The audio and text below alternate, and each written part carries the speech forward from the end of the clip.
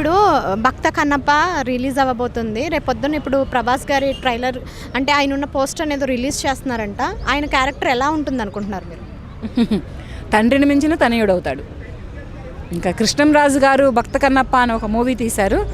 దానిని మించి ఇతని పర్ఫార్మెన్సే కానీ, ఇతని యాక్షనే కానీ, ఇతని ఇదే కానీ ఏదైనా కానీ ఒక రేంజ్లో ఉంటుంది. అంటే ప్రస్తుతం ఇప్పుడు వారి కుటుంబం మీద చాలా నెగిటివిటీ అనేది ఉంది. అంటే ఇప్పుడు అదంతా దాటుకుని సినిమా సక్సెస్ఫుల్ అవుతుందంటారా?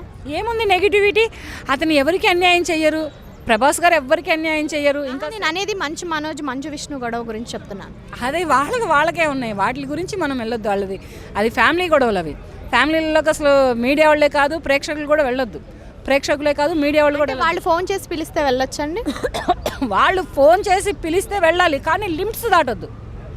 లిమిట్స్ క్రాస్ చేస్తే అంటే పబ్లిక్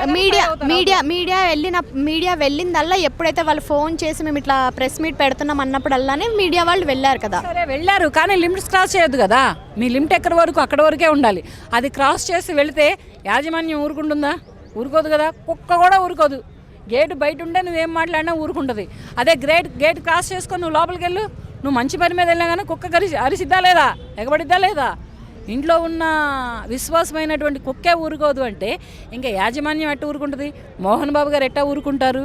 లిమిట్స్ క్రాస్ చేయొద్దు. మీరు పిలిచారా, సరే మనోజ్ గారు పిలిచారా, విష్ణు గారు పిలిచారా, మోహన్ బాబు గారు పిలిచారా, లేకపోతే లక్ష్మీప్రసన్న పిలిచారా, ఎవరు పిలిచినా కానీ వెళ్ళండి.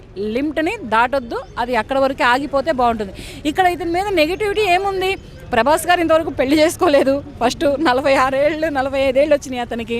ఇంతవరకు అతను పెళ్లి చేసుకోలేదు, కానీ ప్రజలకి అతను కూడా సేవ చేస్తున్నారు. గ్రామాలు దత్తత తీసుకుంటున్నారు. ఎవరికైనా కష్టం ఉంది అంటే వెళ్ళి వాలిపోతున్నారు.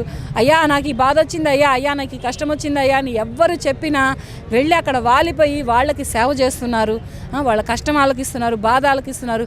ఇతను సంపాదించిన రూపాయిలోనో 10 రూపాయలోనో 1 పైసానో 10 పైసలో వాళ్ళకి ఖర్చు పెడుతున్నారు. ఇళ్ళు కట్టిస్తున్నారు, వాకిళ్ళు కట్టిస్తున్నారు.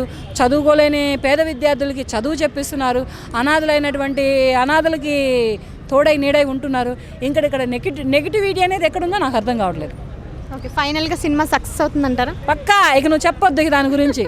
ఇక నువ్వు ఇవన్నీ ఇప్పుడు వచ్చిన బ్రేక్ చేసిన సినిమాలన్నింటినీ కూడా ఒక రేంజ్లో బ్రేక్ చేస్తాయి అవి సినిమాలు. ఎవరు నటించింది, ఎవరు తీస్తున్న డైరెక్టర్, ఎవరు నటిస్తున్న హీరోయిన్, ఎవరు హీరో అంటే రెబల్ స్టార్ ప్రభాస్ అంటే మాడలా పాన్ ఇండియా స్టార్ అని అయిపోయింది కదా. ఫస్ట్ పాన్ ఇండియా స్టార్ అనే పేరు అతనికే వచ్చింది. తర్వాత మిగతా హీరోలు అందరికీ ఒక లెవెల్లో వచ్చింది. పాన్ ఇండియా మూవీస్ మన ఇండియన్ కంట్రీలో జరుగుతున్నాయి కనుక, ప్రతి స్టేట్లో జరుగుతున్నాయి కనుక మన ఇండియా లెవెల్లో వస్తుంది. కానీ దాంట్లో నువ్వు మాట్లాడక్కర్లేదు, ఒక రేంజ్లో వేసుకుంటుంది అది cinema. Okay, thank you madam.